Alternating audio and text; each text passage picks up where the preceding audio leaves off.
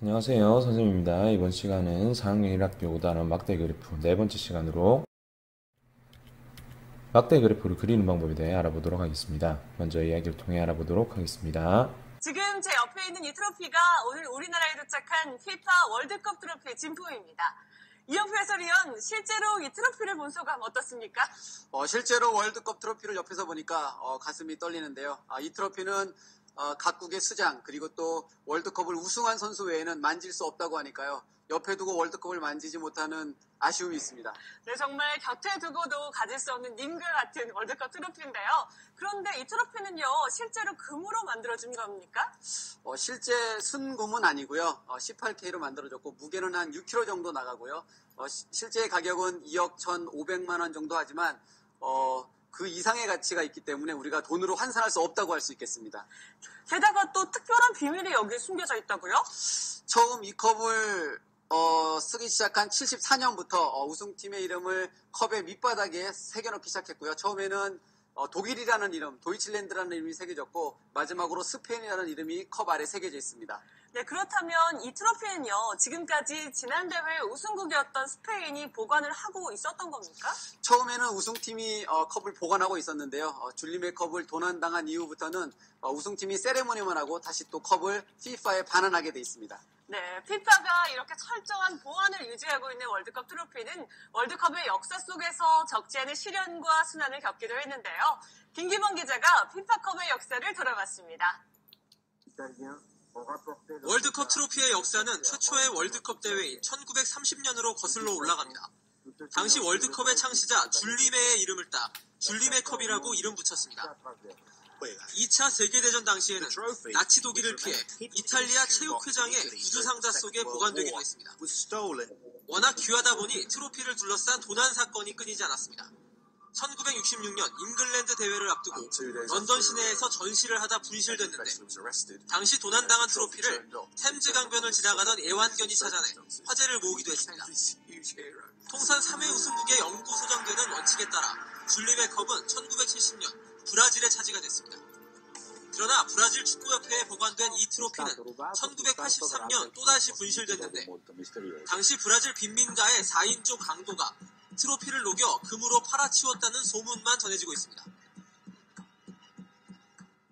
Eu faria para que devolvesse a taça não pelo valor monetário, pelo valor estimativo. 현재 사용하고 있는 피파컵은 1974년 서독 월드컵 때부터 등장했는데 줄리메 컵의 전처를 받지 않기 위해 약 3억 원의 분실보험에 가입돼 있습니다. 여러분들이 지난 창체 시간에 그렸던 2022년 월드컵 트로피입니다. 이것을 복도에 게시를 해두고 친구들이 투표를 해줬는데 자, 어떤 것 같은가요? 우선 보기에는 여기 첫 번째, 세 번째 친구께 득표가 가장 많은 것 같습니다. 자, 이것을 우리는 자세하게 정리하기 위해서는 먼저 어떻게 해야 될까요? 네, 이 개수를 세어야 되겠죠. 자, 숫자로 세어서 간단한 표로 먼저 나타내 보도록 하겠습니다. 자, 이게 모두 몇 개인지 여러분들 세어낼 수 있겠나요? 자, 학교에서 선생님이 직접 한번 세어봤습니다. 자, 세어보니 2022년 월드컵 트로피 추천 학생 수는 이쪽 A컵부터 48명, 그리고 B컵은 5명, C컵은 38명, 그리고 여기 D는 9명, 그리고 E는 14명, F는 3명이 나왔습니다. 자, 막대 그래프로 표현을 해보려고 합니다. 먼저 막대 그래프 제목은 무엇으로 하면 될까요? 자, 여기 2022년 월드컵 트로피 추천 학생 수라고 하면 될 것 같고요. 자, 그럼 한번 그려볼까요? 자, 먼저 무엇을 하면 될까요? 네, 막대 그래프 가로와 세로축을 이렇게 먼저 그려놓으면 될 것 같습니다. 그 다음 가로로 그릴지 세로로 그릴지 정해야 될 것 같습니다. 선생님은 이런 식으로 올라가는 세로 막대 그래프를 먼저 그려보도록 하겠습니다. 그러면 세로 축에 있는 이 눈금을 표시를 해야 되겠죠. 자, 맨 처음에는 0일 겁니다. 그러면 끝에는 무엇을 보고 정할까요? 표에 있는 것 중에 가장 큰 수가 나타나도록 수치를 정하면 될 것 같습니다. 50 정도로 정해보도록 하겠습니다. 자, 이때 세로 눈금 한 칸의 크기를 얼마 정도로 하면 적당할까요? 10으로 한다면 10, 20, 30, 40, 50 정도로 해서 여기에 다 표시를 할 수 있을 것 같고요. 만약에 이 한 칸을 1로 잡는다면 어떻게 될까요? 48이 표시되기 위해서는 엄청 커져야 되겠죠. 그러면 세로 묶음 한 칸의 크기는 이것처럼 10이나 또는 5 정도로 한다면 적당할 것 같습니다. 자, 이렇게 5명 또는 10명 정도로 잡으면 좋을 것 같습니다. 자, 한번 그려보았나요? 선생님 그린 것과 한번 비교해 보기 바랍니다. 자, 선생님은 세로 묶음 한 칸을 5로 잡고 한번 해봤는데 여러분들이 그린 것과 자, 어떤가요? 비슷한가요?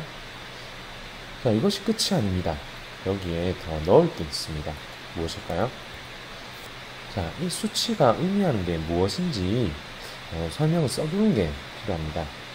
세로에는 이 50이 그냥 보면 50개인지 50명인지 50cm인지 50m인지 알 수가 없습니다.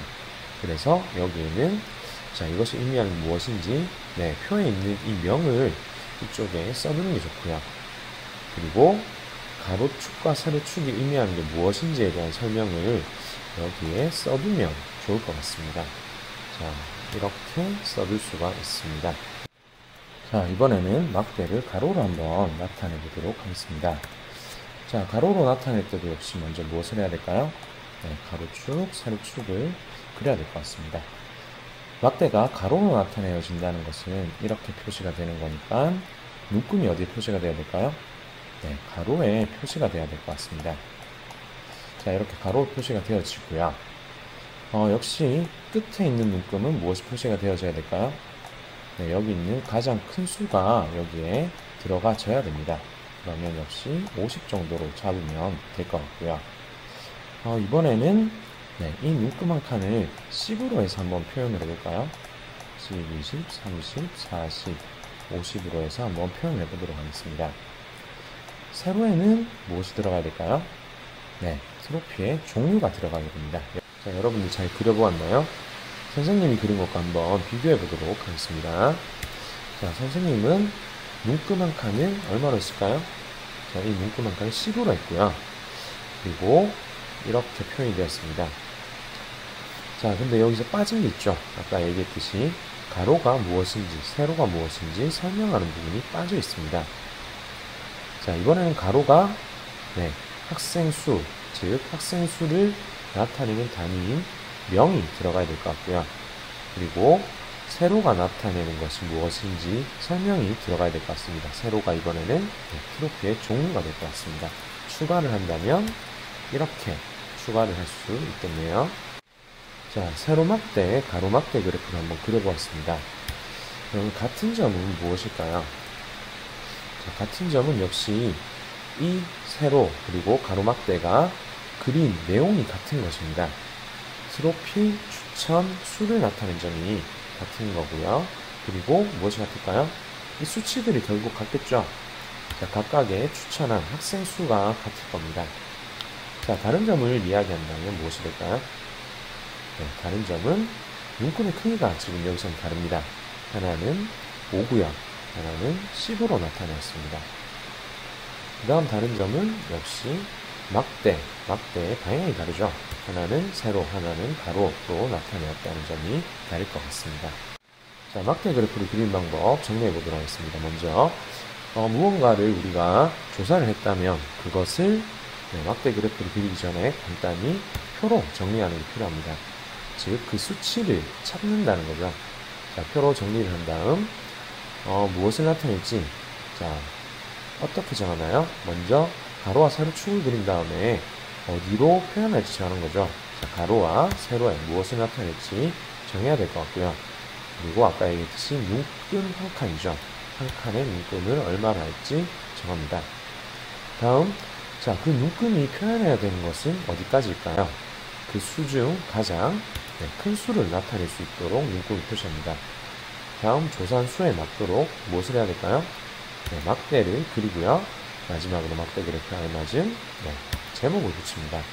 자, 사실 제목은 처음에 붙여도 상관없을 것 같습니다. 하지만 여러분들이 모두 막대 그래프를 그린 다음 그것을 가장 잘 드러낼 수 있는 제목을 붙이는 게 좋을 것 같네요.